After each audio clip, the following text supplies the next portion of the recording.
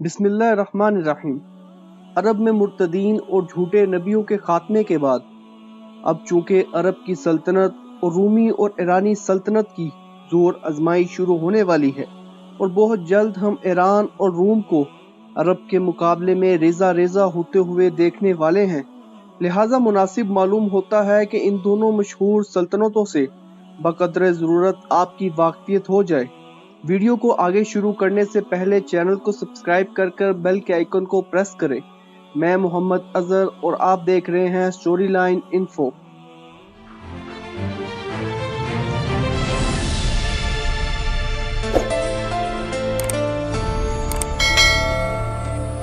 بعثت نبوی صلی اللہ علیہ وآلہ وسلم کے وقت دنیا میں دو سلطنتیں سب سے بڑی تھیں اور وہی گویا تمام قابل تذکرہ دنیا پر چھائی ہوئی تھی، ایک روم کی سلطنت اور دوسری ایرانی بادشاہی۔ اس وقت دنیا میں صرف دو ہی تمدن تھے، آدھی دنیا پر رومی تمدن چھایا ہوا تھا اور آدھی پر ایرانی۔ ملک عرب جو بالکل کسمہ پرسی اور تاریکی کے عالم میں پڑا تھا، میں نبی اکرم صلی اللہ علیہ وآلہ وسلم کا ظہور ہوا اور اسلام کے ذریعے سے ایک نئی سلطنت اور نئے تمدن کی ابتدا ہوئی، اور دنیا نے دیکھ لیا کہ عرب یا اسلامی سلطنت کے مقابلے میں رومی اور ایرانی سلطنتیں ہوا ہو کر فنا ہو گئیں اور ساری دنیا اسلامی حکومت اور اسلامی تمدن کے زیر سایہ زندگی بسر کرنے لگی۔ کسی زمانے میں ایرانی سلطنت بحیرہ روم، بحیرہ اسود، خلیج فارس، دریائے سندھ، کشمیر، تبت اور کوہ اٹالی تک وسیع تھی، یعنی خاندان کی حکمرانی اور رستم زابلستان کی پہلوانی کا زمانہ گزرنے کے بعد سکندر یونانی نے سلطنت ایرانی کو پارا پارا کر دیا، لیکن ایرانی تمدن باقی رہا۔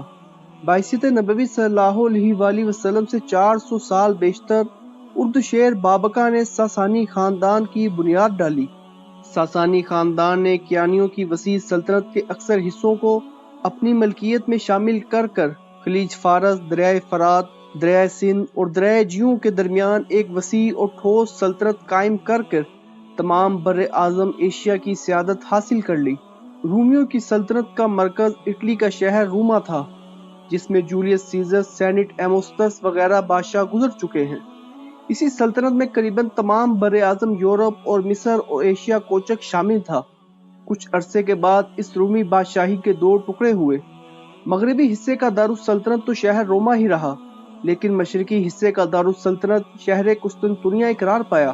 قسطنطنیہ کے قیصر کو بھی قیصر روم کے نام سے پکارا جاتا تھا، جس کے تحت میں مصر، حبشہ، فلسطین، شام، ایشیا کوچک اور بالکاں کے ملک تھے۔ اس مشرقی رومی سلطنت کی شان و شوکت اور قوت کے آگے مغربی روم کی حیثیت اور حقیقت ماند پڑ گئی۔ ایشیا کوچک اور عراق کے میدانوں میں ان دونوں یعنی رومی اور ایرانی سلطنتوں کی حد فاصل کوئی قدرتی چیز یعنی پہاڑ اور سمندر وغیرہ کے نہ ہونے سے کبھی کبھی ایک دوسرے سے ٹکرانے اور مارکا آرا ہونے کا بھی موقع آ جاتا تھا۔ نبی اکرم صلی اللہ علیہ وآلہ وسلم کی ولادت کے وقت ایران کا بادشاہ نوشروان عادل ساسانی تھا۔ آپ صلی اللہ علیہ وآلہ وسلم کے بعثت کے وقت ایران پر نوشروان عادل کا پوتا خسرو پرویز بیٹھا تھا اور قسطنطنیہ میں ایک زبردست بغاوت قیصر فوقا کے خلاف نمودار ہوئی۔ امرائے سلطنت اور رعایا نے ملک کے فوقا کو تخت سے اتار کر قتل کر دیا اور افریقی مقبوضات کے گورنر یعنی فرما روائے مصر کو قسطنطنیہ کے تخت پر بیٹھنے کی دعوت دی۔ گورنر افریقہ تو کسی وجہ سے نہ جا سکا، لیکن اس کا جوان عمر اور جوان بخت بیٹا ہرقل قسطنطنیہ میں تخت نشین ہو گیا اور ہرقل کی بادشاہی کو ارکان سلطنت نے بخوشی تسلیم کیا۔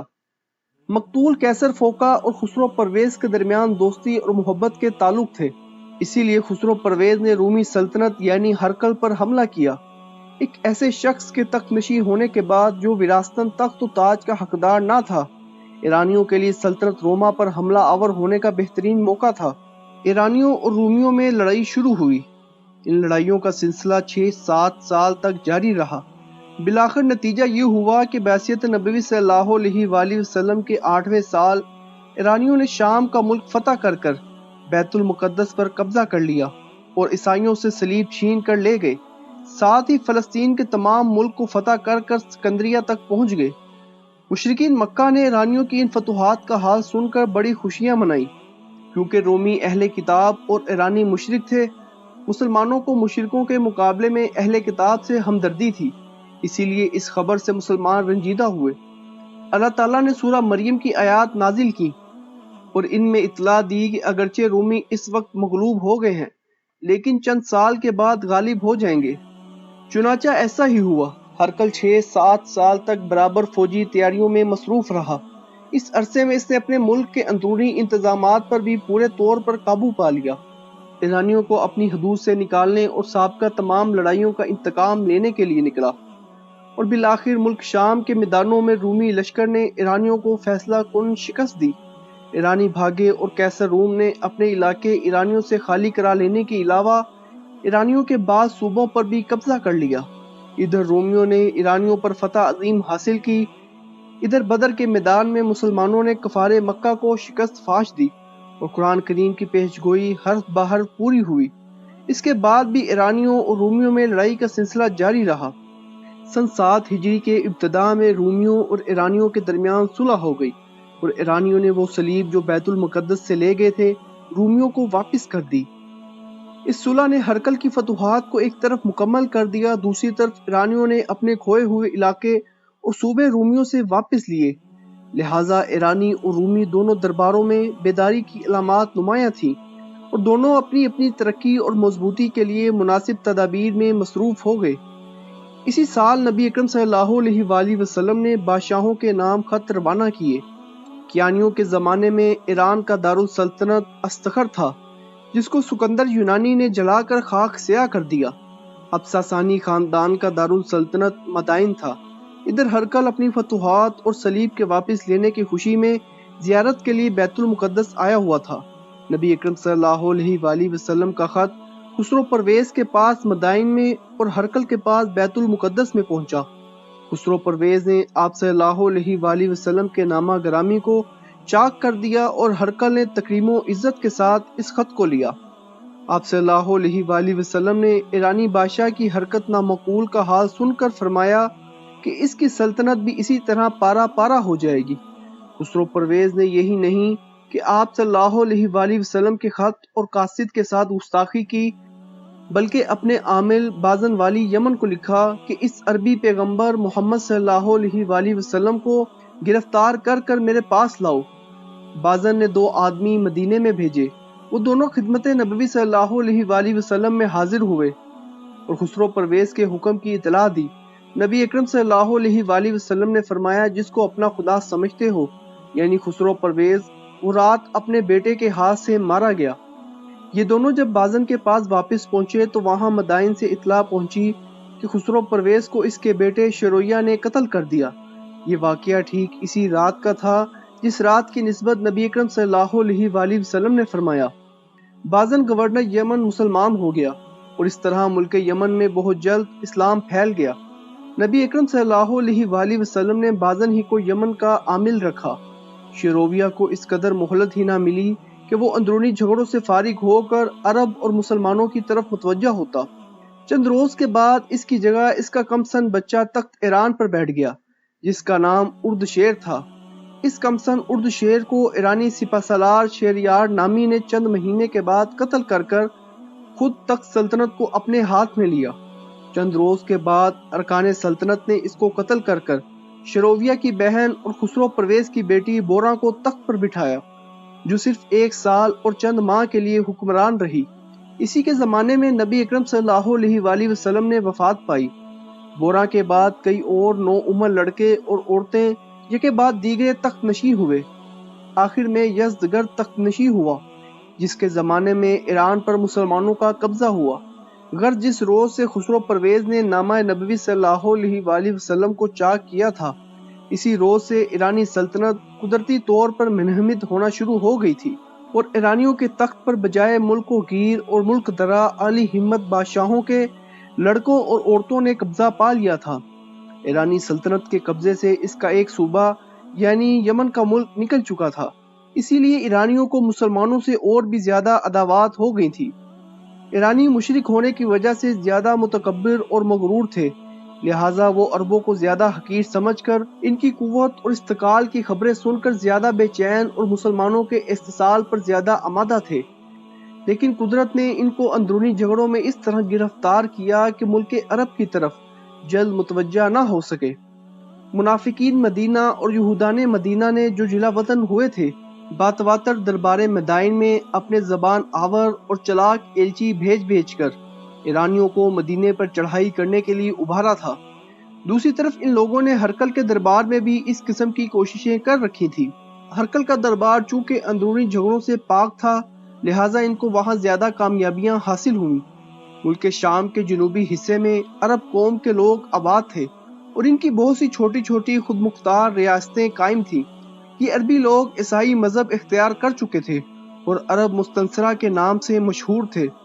عرب مستنصرہ کی خود مختار ریاستوں سے ہرقل کے دوستانہ اور ہمدردانہ تعلقات تھے۔ جب کبھی ان عرب مستنصرہ کی ریاستوں پر ایرانیوں نے حملے کیے تھے تو قیصر قسطنطنیہ نے ان کی مدد اور حفاظت پر آمادگی ظاہر کی۔ اسی لیے یہ لوگ اور بھی مجبور تھے کہ اپنے آپ کو قیصر روم کی حمایت پر رکھیں۔ چونکہ عربی نسل ہونے کے سبب سے یہ لوگ زیادہ بہادر تھے، اسی لیے قیصر روم ان کے وجود کو زیادہ قیمتی سمجھتا تھا۔ ملک عرب میں جو ایک اسلامی سلطنت قائم ہو چکی تھی، اسی اسلامی سلطنت اور قیصر روم کی سلطنت کے درمیان عرب مستنصرہ کی ریاستیں حد فاصل تھیں۔ چونکہ یہ ریاستیں سب عیسائی مذہب رکھتی تھیں، اس لیے کہا جا سکتا ہے کہ رومیوں اور عربوں کے درمیان تو ایک حد فاصل تھی، لیکن اسلامی سلطنت اور عیسائی حکومت کے درمیان کوئی حد فاصل نہ تھی۔ حیات نبوی صلی اللہ علیہ وآلہ وسلم میں جب عیسائی ریاستوں اور مسلمانوں کے درمیان مقابلہ اور اقتال کی نوبت پہنچی تو ایک طرف ان عرب مستنصرہ نے ہرقل سے مدد کی درخواست کی، دوسری طرف منافقوں اور یہودیوں کی ریشہ دانیوں نے دربار ہرقل کو مسلمانوں پر حملہ کرنے پر آمادہ اور مستعد کیا۔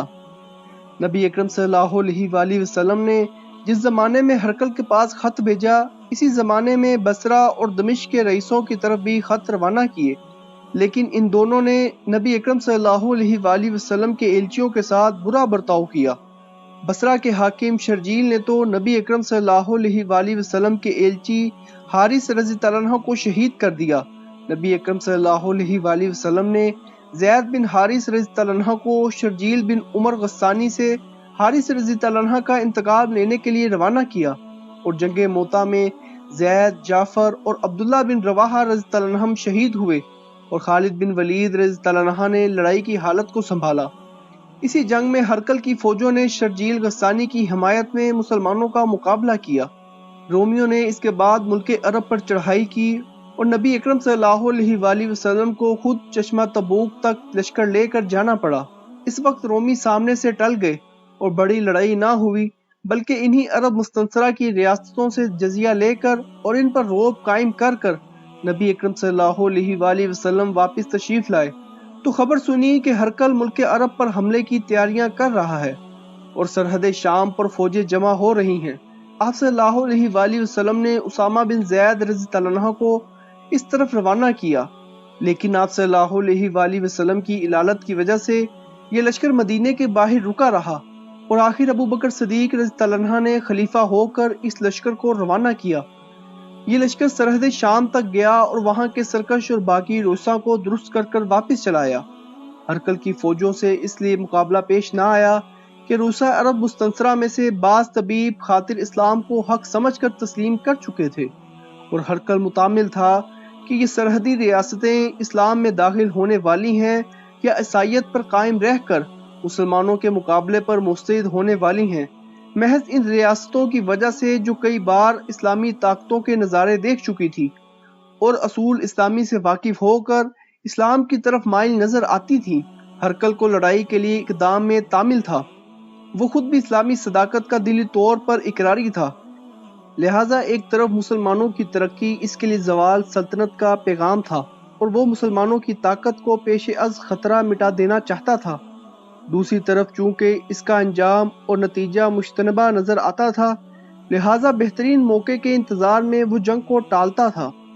بہرحال وہ ہرقل جو ایرانیوں کی عظیم الشان بادشاہی کو نیچا دکھا چکا تھا، وہ ہمتاً اسلامی طاقت کو برباد کرنے کی طرف متوجہ تھا اور کسی مناسب موقع کو ہاتھ سے گوا دینے والا نہ تھا۔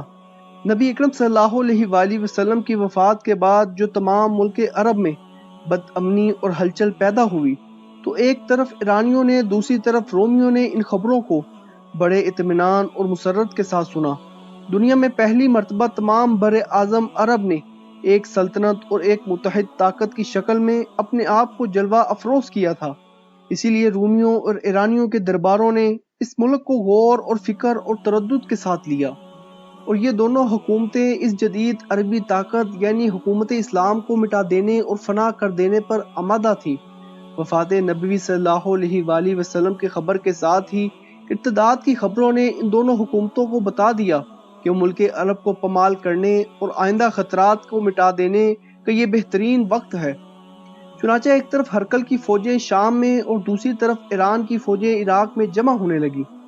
اب آگے رومیوں اور ایرانیوں کے ساتھ مسلمانوں کی لڑائی شروع ہونے والی ہے، جن کا احوال ہم آنے والی آگے اقساط میں آپ کو سنائیں گے۔ اگر ویڈیو پسند آئے تو چینل کو سبسکرائب اور لائک ضرور کریں۔ اپنا اور اپنے گھر والوں کا خیال رکھیں۔ اللہ آپ کا حامی و ناصر۔